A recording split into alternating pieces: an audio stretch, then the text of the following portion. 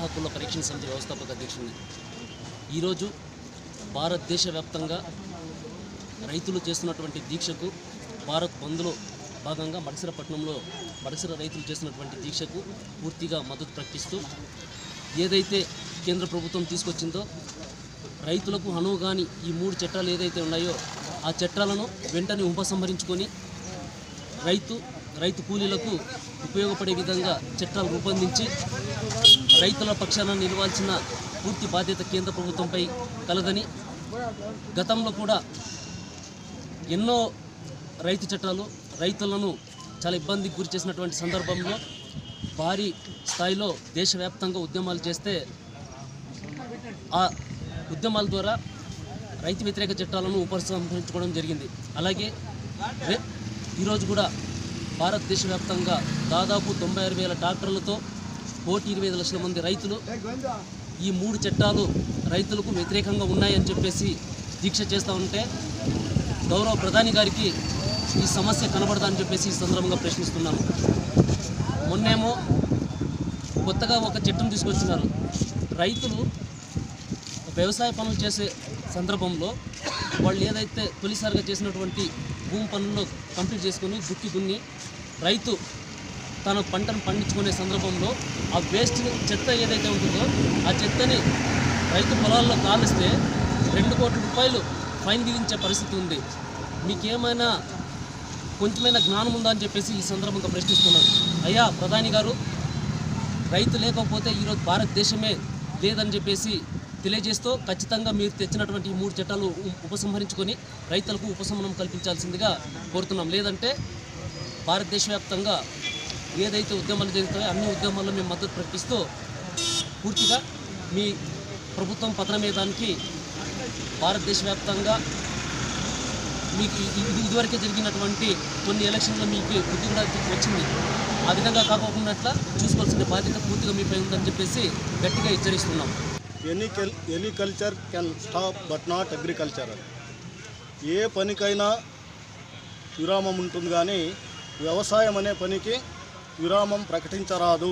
అంటే వ్యవసాయానికి ఉన్న ప్రాధాన్యతను గుర్తించిన ఆ మహనీయుడు ఆ మాట చెప్తున్నాడు. ఈరోజు కూడా మనకు ఒక ప్రధాని ఉన్నాడు, నియంత ప్రధాని. ఎవరిని సంప్రదించకుండా ఆదాని అంబానీలకు ఉపయోగపడే 3 రైతు వ్యతిరేక వ్యవసాయ చట్టాలని తీసుకొని వచ్చి రైతాంగంతో ఆటలాడుకుంటున్నాడు. దానికి నిరసనంగా భారత రైతాంగం అంతా కూడా ఈరోజు ఒకరోజు భారత్ బంద్కు పిలుపునిచ్చింది.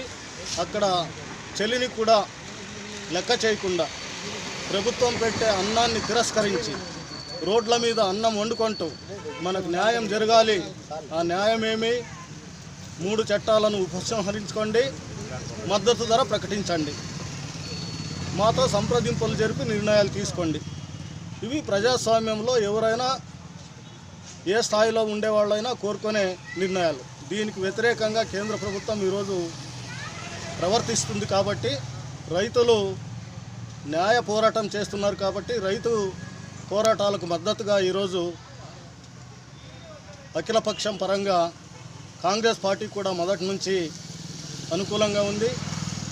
చట్టాలు వాపస్ తీసుకునే వరకు కూడా కాంగ్రెస్ పార్టీ పోరాటం చేస్తూ ఉంది అని తెలుపుతూ, ఈరోజు భారతదేశంలో ఉండే రైతు సంఘాలన్నిటికీ కూడా అభినందనలు తెలియజేసుకుంటూ నేను ఆంధ్రప్రదేశ్ రైతు సంఘం రాష్ట్ర నాయకుడిని.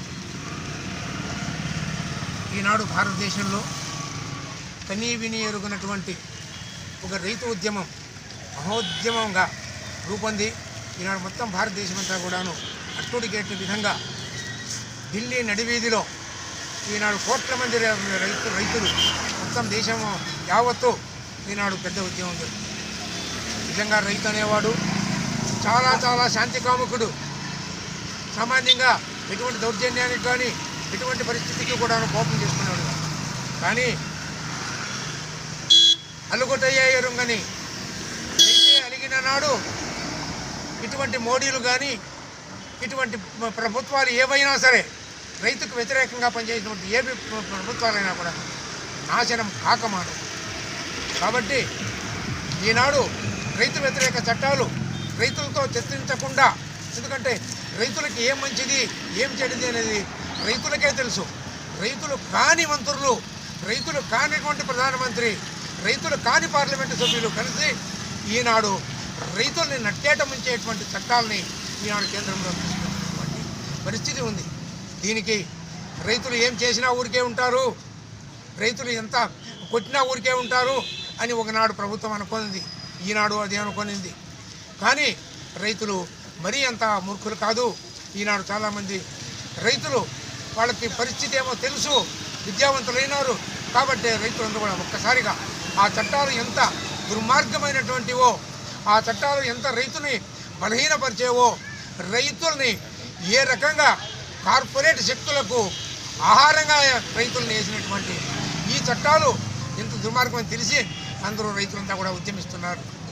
భారతదేశంలో కేంద్ర ప్రభుత్వం తీసుకొచ్చినటువంటి చట్టాలకు ఉపసంహరించుకోవాలని చెప్పేసి ఢిల్లీలో కోట్లాది మంది రైతుల యొక్క నిరసన తెలియజేస్తూ వాళ్ళకు సంఘీభావంగా భారతదేశంలో ఉన్నటువంటి రైతు సంఘాల ఇచ్చిన భారత్ బంద్కు ఒక రైతుగా నా సంపూర్ణ మద్దతును తెలియజేస్తున్నాం.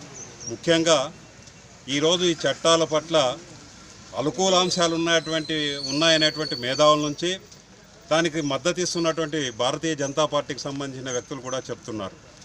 అది వాస్తవమే. అయితే ఈరోజు కోట్లాది మంది లక్షలాది మంది రైతులు ఢిల్లీకి మంచుతో సమానంగా చలి ప్రభావితంగా ఉన్నటువంటి ఆ ప్రాంతానికి వచ్చి వారాల పాటు అక్కడ అష్టకష్టాలు పడాల్సినటువంటి అవసరం ఏముంది? ముఖ్యంగా సానుకూల అంశాలు ఉంటే వాటిని పక్కన పెట్టండి. ఆ రైతుల యొక్క ఆందోళన చెందుతున్నటువంటి అంశాలు ఏవైతే ఉన్నాయో వాటిపైన చర్చించి దానికి సవరణలు తీసుకొచ్చి రైతులకు మేలు జరిగే విధంగా ఆ చట్టాలను సవరణలు తీసుకురావాలని అని చెప్పి ఈ సందర్భంగా, ఈ భారత్ బంద్ సందర్భంగా భారత ప్రభుత్వాన్ని నేను సవినయంగా మనవి చేస్తున్నాం. ముఖ్యంగా ఈరోజు చెప్తున్నటువంటి అంశాలు ఏమంటే, రైతు పండినటువంటి సరుకు ఆ రాష్ట్రంలోనో ఆ జిల్లాలోనో మార్కెట్ యార్డ్లోనే కాకుండా భారతదేశంలో ఎక్కడైనా అమ్ముకోవచ్చు, అవసరమైతే విదేశాల్లో కూడా అమ్ముకునేటువంటి స్వేచ్ఛ ఈ చట్టం ద్వారా వర్తించింది అనేటువంటిది మేజర్ యొక్క అంశము అనేటువంటిది చాలామంది చెప్తున్నారు. అది వాస్తవమే. అయితే ఈరోజు ఆ పరిస్థితులు ఉన్నాయా? సామాన్య రైతు పండించింది ఇక్కడి నుంచి ఢిల్లీకి తీసుకుపోయి అమ్ముకునేటువంటి పరిస్థితులు ఉన్నాయా అనేది మనం తీసుకోవాల్సింది. 4 నెలల్లో 6 నెలల్లో రైతు కష్టపడితే ఆ వచ్చిన పంట కొన్ని రోజులు కూడా ఆయన ఇంటి దగ్గర ఉంచుకునేటువంటి పరిస్థితులు లేవు. ఆర్థిక ఇబ్బందులు, అప్పుల వల్ల దీనికో ఒత్తిడికో వెంటనే అమ్మి వాళ్ళు క్లియర్ చేసుకోవాలనేటువంటి పరిస్థితి భారత రైతాంగం పరిస్థితి. ముఖ్యంగా ఈరోజు దీన్ని ఆర్గనైజ్ చేసినటువంటి మా పట్టు రైతుల యొక్క గురించి చెప్పాల్సి వస్తే, ఈరోజు భారత దేశానికి విదేశీ మారక ద్రవ్యం ఖర్చు కాకుండా ఉండాలనేటువంటి ఉద్దేశంతో ప్రపంచ ప్రమాణాలకు అనుగుణంగా పట్టు ఉత్పత్తి కావాలనేటువంటి ఉద్దేశంతో బయోవాల్టిన్ పట్టు పండించే రైతులకు 50 రూపాయలు ఇన్సెంటివ్ ఇస్తుంది. అది ఆంధ్ర ప్రభుత్వం ఇస్తున్నటువంటి ఇన్సెంటివ్ కేవలం ఆంధ్రప్రదేశ్లో ఉన్న మార్కెట్ యార్డ్లో అమ్మినటువంటి వాళ్ళకే ఇస్తుంది. ఈ చట్ట సవరణ వలన భారతదేశంలో ఇప్పుడు మామూలుగా రేట్లు బాగున్నటువంటి రామ్నగర్ ప్రాంతాల్లో అమ్మినటువంటి వాళ్ళకి వస్తుందా లేదా అనేటువంటి అనుమానం కూడా మా వాళ్ళకు ఉంది. ఇలాంటి చాలా అనుమానాలు, చాలా భయాందోళనలు ఉన్నాయి కాబట్టి ఈరోజు ఉంది. ఈరోజు ప్రభుత్వాలు ఆ భయాందోళనలు తొలగించే విధంగా చర్యలు తీసుకోవాల్సినటువంటి అవసరం ఉంది. కాబట్టి వేషాజాలకు పోకుండా బేషరత్తుగా కొన్ని రోజులు ఈ చట్టాల్ని సస్పెన్షన్లో పెట్టి దానికి సంబంధించిన వాళ్ళతో చర్చించి రైతులకు సానుకూలమైనటువంటి నిర్ణయాలు తీసుకోవాలని చెప్పి మీ ద్వారా కేంద్ర ప్రభుత్వాన్ని సవినయంగా మనవి చేస్తాం.